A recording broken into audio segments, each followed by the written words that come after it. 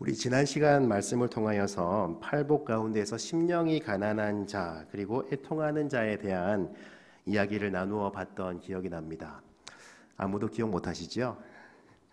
그렇게 복에 대해서 이야기를 나눠봤었는데 세상이 말하는 복, 이제 새해에는 특별히 복에 대한 이야기를 많이 하는데 세상이 건네는 새해 복 많이 받으세요라는 인사와 그리고 우리 그리스도인들이 추구해야 하는 하나님의 복은 어떤 것이 있을까라는 그렇게 이야기를 나누어 보았던 기억이 납니다. 심령이 가난한 자라고 하는 것은 그의 심령 가운데에 하나님이 없음을 깨달은 자를 이야기하는 것이었지요.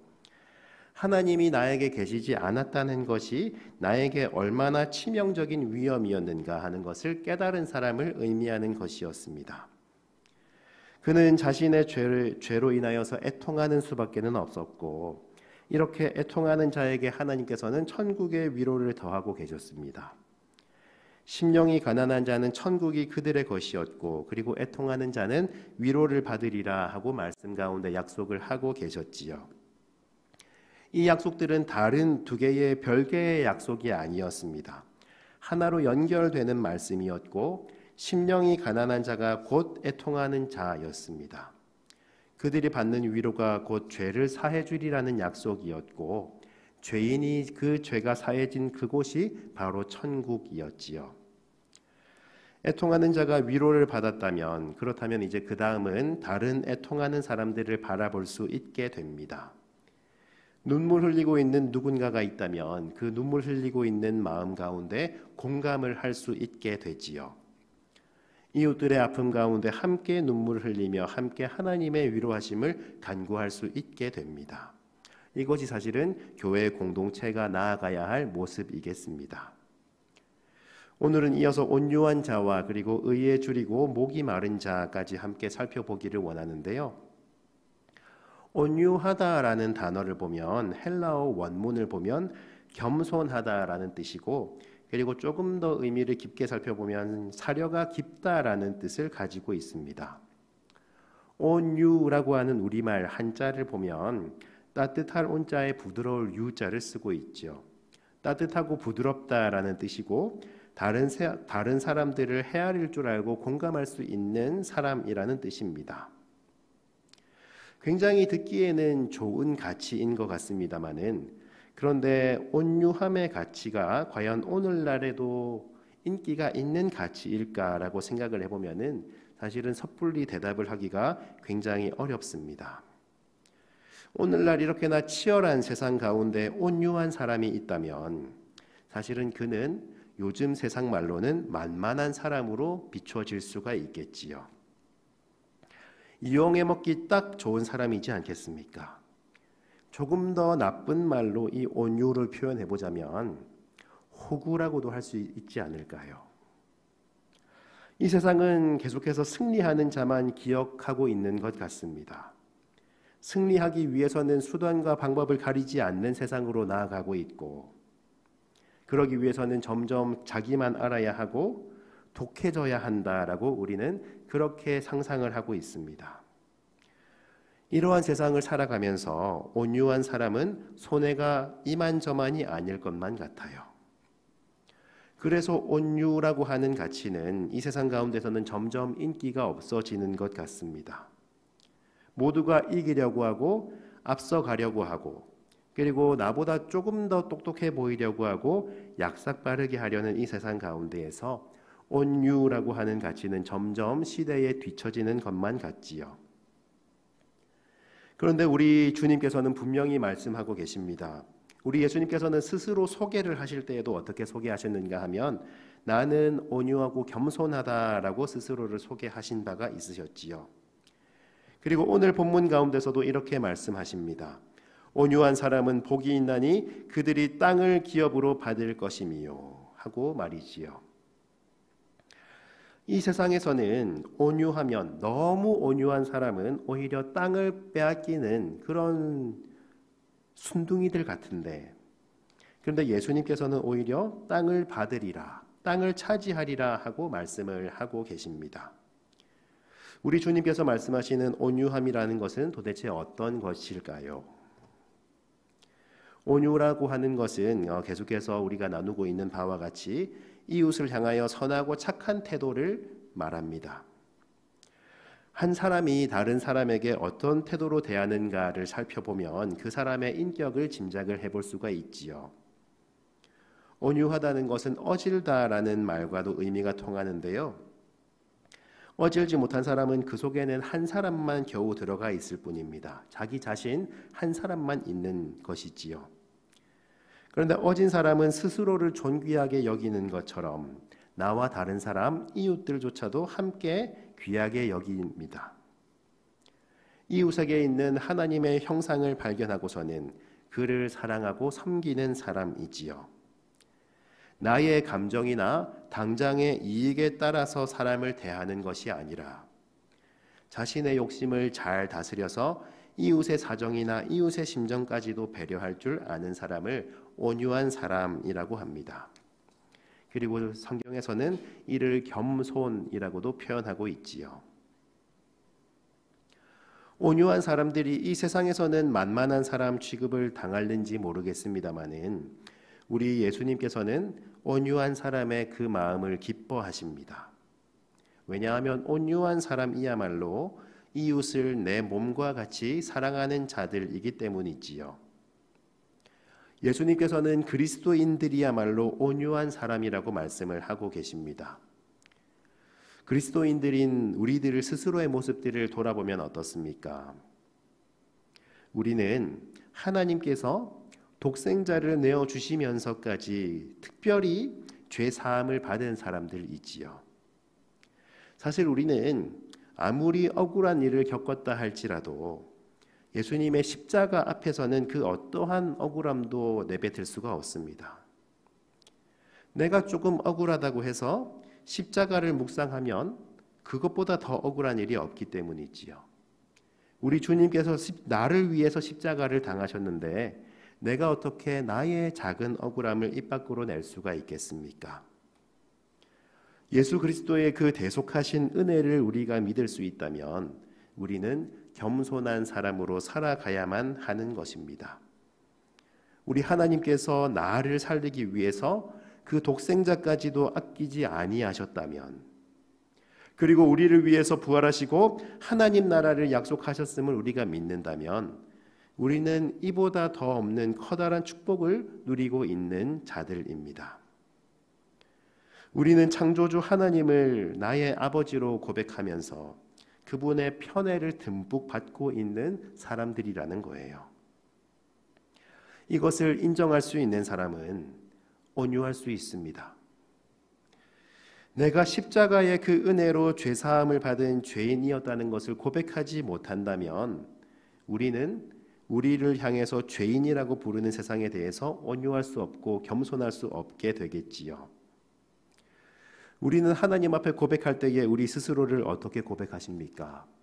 우리 스스로를 하나님 앞에서 죄인이라고 고백하고 있지 않으십니까?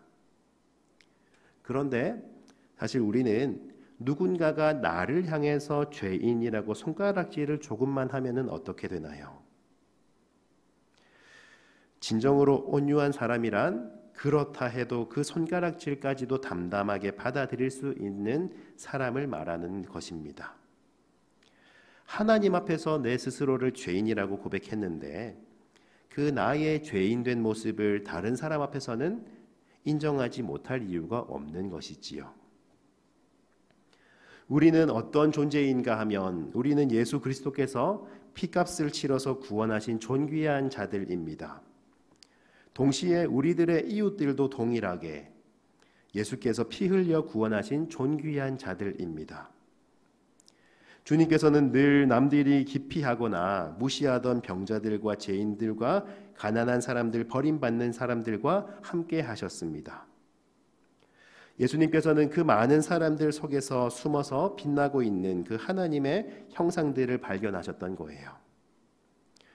존귀한 사람들이지만 정죄로 인해서 존귀함을 받지 못하고 있던 많은 자들에게 다가가셔서 그들의 존귀함을 회복시켜 주셨습니다. 한 영혼을 향한 우리 예수님의 시선이 이렇게나 따뜻했고요. 그리고 온 세상을 향한 우리 예수님의 시선도 동일합니다. 우리 주님께서는 죄악으로 가득 채워져 가고 있는 이 세상을 어떻게 바라보시겠습니까? 이 악해져만 가는 세상을 바라보시며 절망하시는 것이 아니라 그곳 가운데 있는 작은 희망, 작은 가능성에도 희망을 찾으시며 긍정하는 분이 아니실까요? 예수님은 예수님을 3번이나 부인했던 베드로의 모습 가운데에서 앞으로 교회를 세워가실 반석의 가능성을 찾으셨습니다. 그리고 음란한 여인이라며 모두에게 손가락질 받던 한 여인에게 다가가셔서 그 여인의 마음 가운데 있는 하나님을 향한 간절한 사랑을 발견해 주셨습니다. 우리들은 어떻습니까? 여러분들, 우리들의 본 모습은 어떠한가요? 저의 본 모습은 사실 저 이외에는 아무도 알지 못합니다. 저는 이곳에 서서 하나님의 말씀을 전한다고 목사라는 어떤 그럴싸해 보이는 가면을 쓰고 있습니다마는 그 목사라는 가면 뒤에 숨어 있는 저의 추악한 민낯은 여러분들은 차마 알지 못하실 겁니다. 그런데 사실 우리들은 모두가 이 자리 가운데에서 하나씩 가면을 쓰고 민낯을 숨기고 있지는 않으신가요? 우리도 그렇지 않습니까? 우리도 나 스스로조차도 속을 만큼 나의 추악한 자아들을 이렇게 가리고 있습니다마는 어느샌가 꿈틀거리는 이 나의 악한 자아가 불쑥불쑥 올라오고 있지는 않으신가요? 나의 이 악함을 누구보다 주님께서 잘 아시는데, 그런데 주님께서는 우리들의 모습을 정죄하지 아니하시고 우리들의 이 악하고 부족한 모습 가운데에서 하나님 나라의 흔적을 찾아내십니다. 그렇게 하나님께서는 이 부족한 사람들을 모으셔서 이 자리 가운데에서 말씀을 듣고 기도하는 사람으로 세워주시고, 그렇게 예수님을 만났던 많은 사람들은 회복되고 새 힘을 얻고 그렇게 새로운 피조물로 세워져 갔었지요. 우리들 가운데에는 이렇게 예수님을 만나서 새로운 피조물로 세워져 간 아름다운 흔적들이 남아 있으십니까? 예수님을 만나 삶이 변화받았던 그 흔적들이 우리 가운데 있다면 우리들은 예수님의 말씀을 따라서 온유한 자는 복이 있나니 땅을 기업으로 받으리라 그 하신 약속의 대상입니다. 주님께서는 땅을 받으리라 하고 약속을 하고 계셨지요. 온유한 사람, 이웃을 향해서 너그러운 품을 내어줄 수 있는 이 온유한 자들이 받을 수 있는 복이 무엇이었습니까? 땅이었는데요. 이 땅이라고 하는 것은 어떤 땅일까요? 이 지도상 어딘가에 있는 어떤 부동산이겠습니까? 어디 몇 평이나 되는 도로는 접하고 활용도 높은 그런 토지를 말하는 것일까요? 그런 이 지도상에 있는 그런 땅을 말하는 것이 아닙니다. 하나님께서 약속하고 계신 그 땅이라는 것은, 온유한 자가 받을 이 땅이, 약속받을 땅이라는 것은 바로 이 세상의 땅이 아니라 바로 하나님의 나라를 통째로 우리에게 약속하고 계신 것이지요. 우리에게 모든 것을 주신 우리 하나님께서는, 우리에게 하나님 자신을 주셨던 우리 하나님께서는 우리에게 하나님 그분의 나라까지도 통째로 기업으로 주겠노라 하고 약속을 하고 계십니다. 땅을 기업으로 받으리라 하는 그 말씀이 있었는데 정말로 이것을 부동산이라고 생각하신 분은 안 계시지요. 하나님 나라의 완전한 평화를 우리에게 주시겠노라고 약속하셨고, 영생을 주시겠노라, 구원을 하시겠노라 우리에게 약속하셨고, 그리고 할 수 있는 한 모든 사람과 화평하며 모든 사람들과 함께 구원을 누리고자 그렇게 애쓰는 그리스도인들을 이 땅 가운데 세워주셨습니다.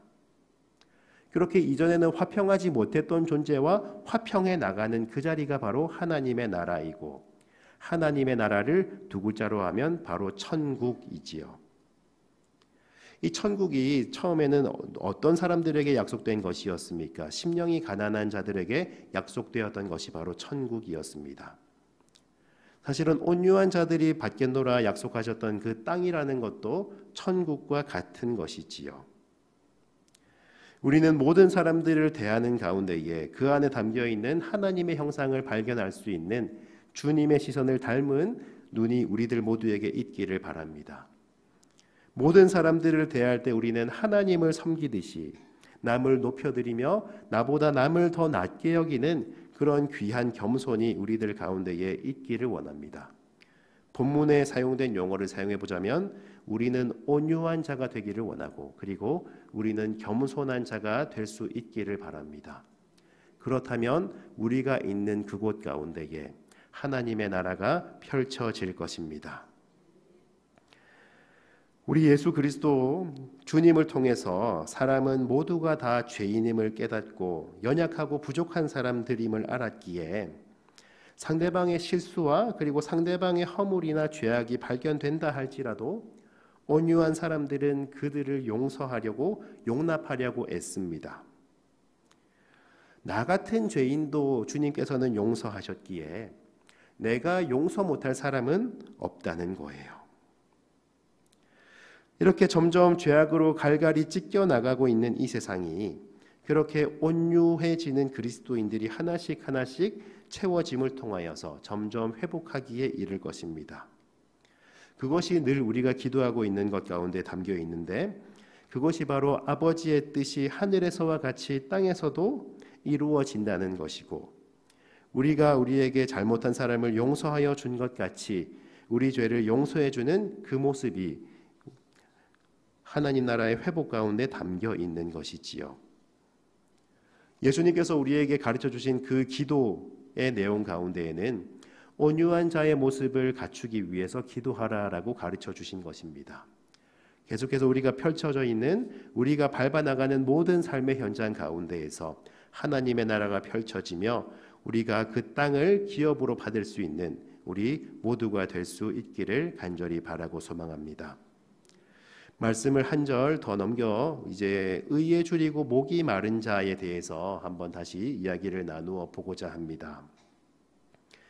의에 줄이고 목이 마른 자는 복이 있나니 그들이 배부를 것이미요라고 약속의 말씀이 담겨져 있지요. 사실은 얼마나 큰 역설이 담겨 있는 문장입니까? 줄이고 배가 고프고 목이 마른데 그런데 그것이 어떻게 복이 될 수가 있겠습니까? 사실은 이 세상 가운데서는 상상할 수가 없는 일이지요.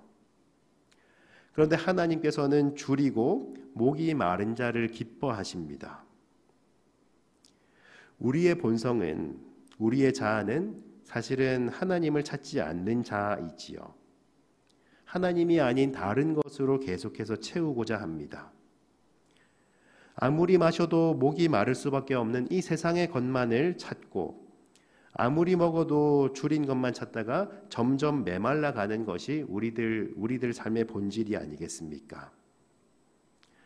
그런데 하나님께서는 그렇게 메말라 있는 우리들을 채워주시는 일을 기뻐하시고 그리고 목이 말라 있는 우리들의 목을 추려주시는 것을 하나님께서는 기뻐하십니다. 그래서 우리 주님께서는 목이 마른 자들을 그리고 줄인 자들을 찾고 계시지요. 하나님의 은혜에 목이 마른 사람들, 하나님의 은혜에 갈급한 사람들, 하나님의 은혜에 굶주린 사람들을 우리 주님께서는 찾아내시고 만나 주십니다. 예수님께서는 줄이고 목이 마른 자는 복이 있노라 하고 오늘 말씀 가운데에서 분명하게 말씀을 하고 계시지요. 의에 줄이고 목이 마르다라는 것은 어떤 것일까요?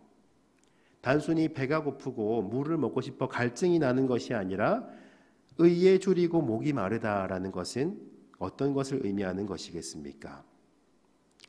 의라는 것은 하나님의 뜻이 세워져 나가는 것을 의라고 합니다.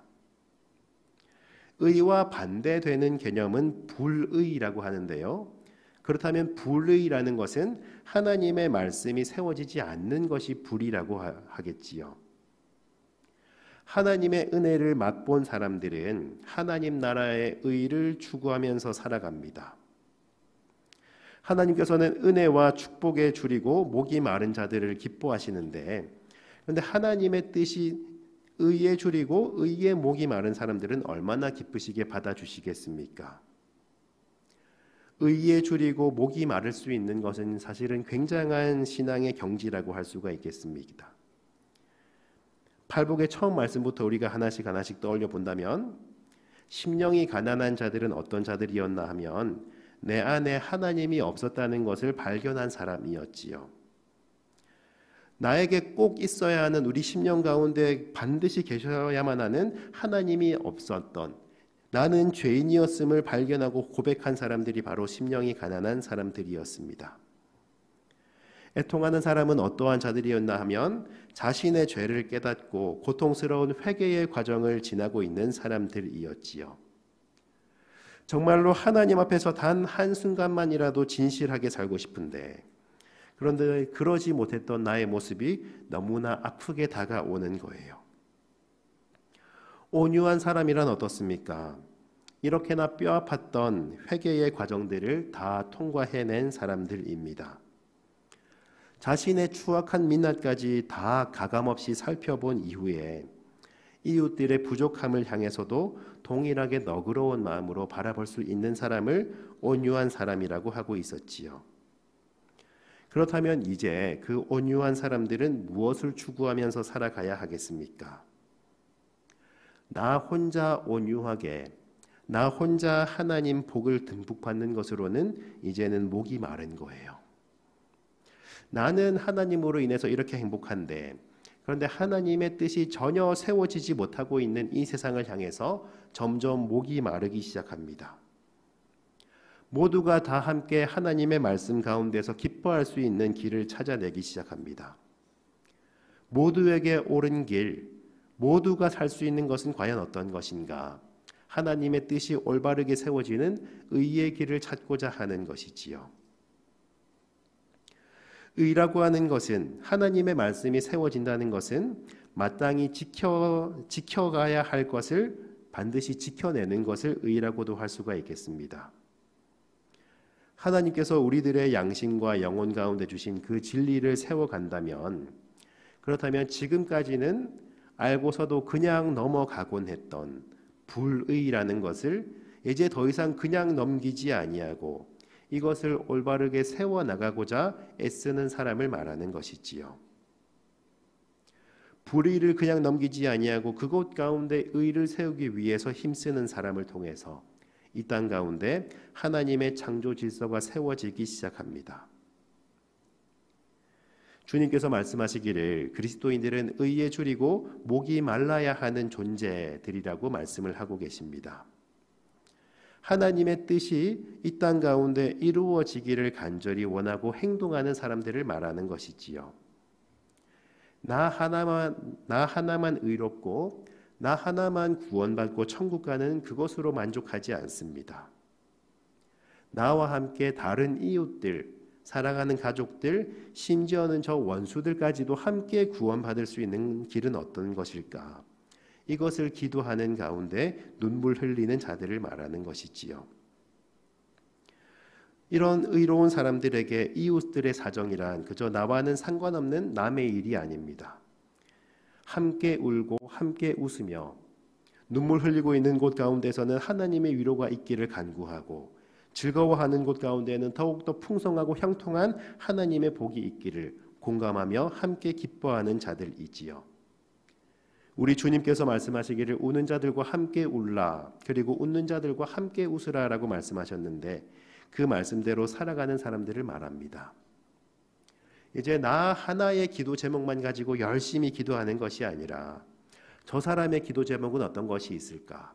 저 사람의 아픔은 어떤 것이 있을까? 이것에 관심을 가지기 시작하고, 나의 간절한 기도의 제목처럼 이웃을 향한 기도의 제목들을 향해서도 점점 간절해지는 것을 말하는 것이지요. 이렇게 의에 줄이고 목이 마른 사람들의 눈에는 자꾸 하나님의 말씀이 세워지는 것을 방해하는 불의들이 발견되기 시작합니다. 자꾸만 이 땅 가운데 넘쳐나고 있는 편법과 반칙과 폭력들이 눈에 띄기 시작하는 것이지요. 하나님의 형상대로 지음을 받은 사람이라면 마땅히 지켜나가야 하는 가치임에도 불구하고 그것을 지키지 않는 사람들 때문에 억울하고 고통받는 사람들이 생겨나기 시작합니다. 이 고난받고 있는, 소외당하고 있는 많은 이들과 함께하는 것이 바로 그리스도인들인데 이 불의를 향해서 분노하기 시작하지요. 하나님의 의가 전혀 실행되지 못하고 있는 이 세상을 살아가면서 하나님의 뜻을 이 땅 가운데 세워나가고자 발버둥 치는 그리스도인들, 그들을 오늘의 본문 가운데서는 의에 줄이고 목이 마른 자라고 표현을 하고 있었습니다. 하나님 나라의 이 의를 추구하는 사람들은 이때부터 그의 인생이 변하기 시작하는 거예요. 지금까지는 그냥 당연한 것처럼 행해오던 그런 불의를 보고서도 더 이상 관습이라고 애써 외면하고 그냥 넘겨버리지 않습니다. 하나님의 뜻과는 분명히 반대되는 것이라면 이것을 바로잡기 위해서 발버둥 치기 시작합니다. 그렇기 때문에 그리스도인들은 늘 이 세상의 권력자들에게는 눈의 가시와도 같은 존재들이었고, 그렇기 때문에 계속해서 역사적으로 수많은 기독교인들은 그렇게나 극심한 핍박과 박해를 받아왔었지요. 하나님께서는 이렇게 의에 줄이고 목이 마른 자들의 고난을 통해서 서서히 세상을 변화시켜 나가셨습니다. 아직은 갈 길이 더 남았습니다마는, 그러나 과거처럼 이제는 더 이상 사람이 사람을 돈을 주고 사고 파는 일이 없어졌고, 이전보다는 평등한 세상이 열렸고, 그리고 이제 우리는 그가 누구든 어디서든 하나님의 이름을 가까이 부를 수 있는 그런 세상이 열렸습니다. 주님께서 가르쳐 주셨던 그 기도를 입으로만 하는 것이 아니라 그 기도를 온몸으로 살아내고자 힘썼던 자들을 통해서 하나님께서는 이 세상을 여기까지 인도해 오셨던 것이지요. 온유한 자는 복이 있나니 그들이 땅을 기업으로 받을 것이미요. 의에 줄이고 목이 마른 자는 복이 있나니 그들이 배부를 것이미요. 오늘의 본문의 말씀이었습니다. 오늘의 말씀을 우리가 기억하시면서 오늘도 우리가 온유한 사람으로 살아갈 수 있기를 바랍니다. 하나님께서 약속하셨던 저 천국을 바라보며 저 천국을 기대하며 오늘도 우리가 이웃들을 향해서 너그러운 품을 내어줄 수 있는 우리 모두가 될 수 있기를 바랍니다. 의에 줄이고 목이 마른 사람으로 살아가시기를 바랍니다. 하나님의 의를 바로 세우기 위한 그런 싸움을 멈추지 않으시는 우리 모두가 될 수 있기를 바랍니다. 의에 줄이고 목이 마른 자들에게 하나님께서 무엇이라고 약속해 주셨는가 하면 그들이 배부를 것이다 라고 약속을 해 주셨지요.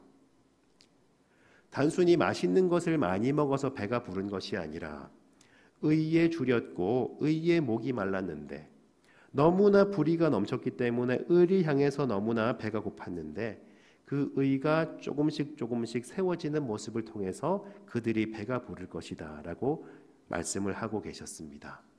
그것이 무엇이겠습니까? 더 이상 하나님의 뜻이 꺾여 나가는 것이 아니라 하나님의 뜻이 조금씩 이 땅 가운데 세워지고 이 땅 가운데 하나님의 말씀이 이루어지는 것을 말하는 것이겠지요. 하나님의 말씀이 이루어지는 곳을 두 글자로 하면 그곳이 바로 천국이었습니다. 하나님의 나라, 땅을 기업으로 받을 수 있는 우리 모두가 될 수 있기를 바라고, 그리고 우리가 의가 채워주는 배부름을 경험할 수 있는 그런 귀한 믿음의 경험들이 우리 모두에게 있기를 바랍니다. 우리가 혼자서 싸워나가는 그런 외로운 싸움이 아니라 하나님께서 하나님의 말씀을 이 땅에 세우기 위해서 우리와 함께 싸우고 계시다는 것을 우리가 기억하시면서 오늘도 더욱더 의에 줄인 모습으로 목이 마른 모습으로 타는 목마름으로 살아갈 수 있는 우리 모두가 될 수 있기를 바랍니다.